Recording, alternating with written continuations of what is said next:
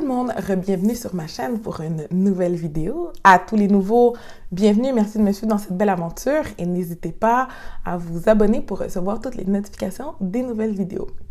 Alors aujourd'hui, je vais vous parler du retour au travail imminent après un confinement de plus de 2 mois au Canada et de certaines réalités ou de certaines choses que c'est possible que vous viviez au cours des prochains jours, des prochaines semaines pour vous aider à vraiment avoir un retour tout en force. Alors, si ça vous intéresse, n'hésitez pas à rester et suivre cette vidéo. Alors, qui dit retour au travail après une longue période d'absence physique dit nécessairement appréhension, stress pour certains, anxiété pour d'autres.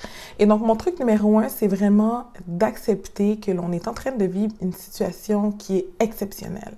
De vouloir le balayer sur le tapis, de faire comme si de rien n'était, peut être une stratégie pour certains, mais pas nécessairement gagnante pour la majorité d'entre nous. Je pense que c'est important de réaliser qu'on va retourner au travail dans une situation qui est assez particulière. Ça va nous permettre d'accepter certaines émotions qu'on va vivre et certainement d'être en mesure de pouvoir beaucoup mieux gérer tout ce qui va s'en venir. Le truc numéro 2 pour moi est certainement quelque chose que je fais beaucoup et quelque chose que je conseille beaucoup, c'est-à-dire poser les questions aux bonnes personnes.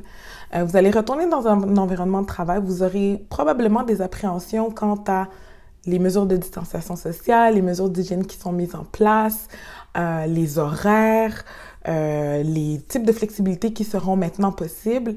Bref, toutes sortes de choses vont vous passer dans la tête parce que, on ne se le cachera pas, on a vécu et on continue de vivre une situation qui est assez exceptionnelle. Et donc, de poser des questions aux bonnes personnes, c'est super important pour moi parce que ça va vous permettre déjà dans un premier temps d'éviter les bruits de couloir, d'éviter les on a dit que finalement il y aura ça comme mesure ou ci ou ça.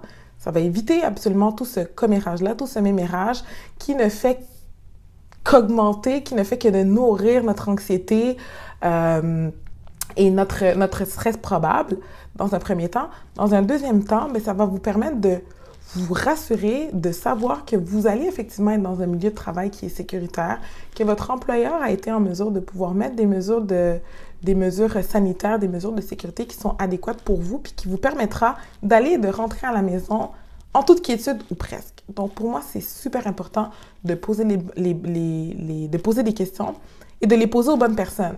Donc, c'est sûr que pour moi, la personne numéro 1 vers qui je vais vous conseiller de vous tourner, c'est votre gestionnaire pour poser les questions. Si cette personne-là n'est pas en mesure de pouvoir vous répondre, elle ira chercher l'information adéquate. Les professionnels en ressources humaines aussi sont des personnes ressources dans votre organisation qui vous permettront d'avoir des réponses exactes parce que le message a été travaillé, les mesures ont été décidées en comité et puis ces personnes-là les ont certainement en main et seront en mesure de pouvoir vous les donner et de vous donner les bonnes. Le truc numéro 3 pour moi, c'est de se donner le temps de se réhabituer au travail. Donc, que ce soit dans notre routine matinale pour aller au travail ou même de ce que vous faites durant votre journée, de votre environnement de travail, il va falloir un temps pour se réhabituer. C'est pas vrai que du jour au lendemain, vous allez retourner comme un poisson dans l'eau. Peut-être certains d'entre nous seront en mesure de pouvoir le faire et tant mieux, mais c'est fort probable que pour une grande majorité d'entre nous, ça va prendre un certain temps de se réadapter. Ne serait-ce que d'arriver dans le milieu de travail puis de pas trop savoir est-ce que je peux aller parler, est-ce que je peux aller là, les pauses café comme on en faisait avant avec nos collègues, est-ce que c'est toujours adéquat, est-ce que c'est toujours permis? Bref, dans notre routine de travail, la façon dont on fonctionnait, est-ce que ça va revenir comme avant? Est-ce que des choses ont changé? Il y a tellement de choses pour lesquelles on va devoir se réhabituer et c'est important de se donner le temps adéquat pour le faire, de ne pas nécessairement précipiter les choses et de se mettre une pression qui n'est pas nécessaire.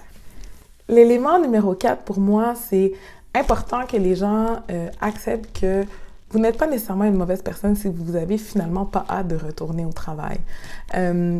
Au début du confinement, on se disait quand est-ce que ça va finir, quand est-ce que ça va finir. Et maintenant qu'on est à l'aube de devoir retourner, on peut vivre des appréhensions puis se dire finalement, moi, j'ai vraiment pas le goût. Ça peut être gênant pour certains de se dire ça. On se dit, j'ai été privilégiée d'être à la maison, de pouvoir faire du télétravail pour certains. D'autres, j'ai été à la maison, j'ai pris du temps pour moi, puis là, maintenant, je dois retourner au travail, mais finalement, ça ne me tente pas. ben c'est tout à fait normal, c'est tout à fait humain de vivre ces émotions-là. Ça sert à rien de les refouler du revers. Vous n'êtes pas une mauvaise personne pour autant. Faut simplement, comme je l'ai mentionné juste avant, se permettre de se donner le temps de se réhabituer à cette nouvelle réalité.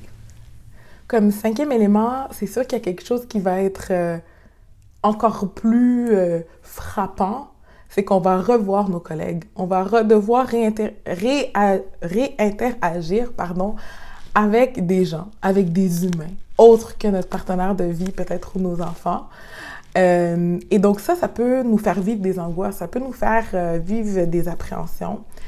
Le conseil que j'aurais à donner à tous les gestionnaires, c'est de commencer le retour définitivement avec une rencontre d'équipe. Une rencontre d'équipe qui va nous permettre de pouvoir justement verbaliser peut-être ces appréhensions-là, donner les guidelines quant à l'environnement de travail, quant à ce qui est permis, ce qui est prohibé, s'assurer de donner les informations adéquates aux employés par rapport à l'environnement de travail et juste permettre de réavoir ce petit bonding-là qui était présent avant que l'on soit tous à la maison et qui va redonner confiance à vos équipes. Si votre gestionnaire ne fait pas nécessairement le pas parce qu'il a oublié, parce qu'il n'y a pas pensé, en tant qu'employé, je pense que vous pouvez avoir le leadership justement de demander ce type de réunion-là. Je vous dis, ça va faire toute la différence dans la dynamique qu'il va y avoir après ça dans votre équipe de travail. Comme 6e et dernier point qui est le plus important, ne vous mettez pas plus de pression qu'il n'en faut. Vivez vos émotions comme vous avez besoin de les vivre dans un cadre qui est bien entendu respectueux. Donnez-vous la chance d'avoir des moments de vulnérabilité, des moments où vous êtes un petit peu moins à l'aise. N'essayez pas de refouler toutes ces émotions-là. Donnez-vous vraiment la chance de le vivre. Ça va vous permettre d'avoir un retour au travail qui est beaucoup plus sain pour vous et justement de revenir à une certaine normalité le plus rapidement possible. Alors, j'espère que mes petits 6 trucs et astuces pour un retour au travail dans un esprit sain vous ont permis de vous déstresser un petit peu et vous permettront certainement de retrouver vos collègues et votre environnement de travail avec le bonheur au cœur. À très bientôt!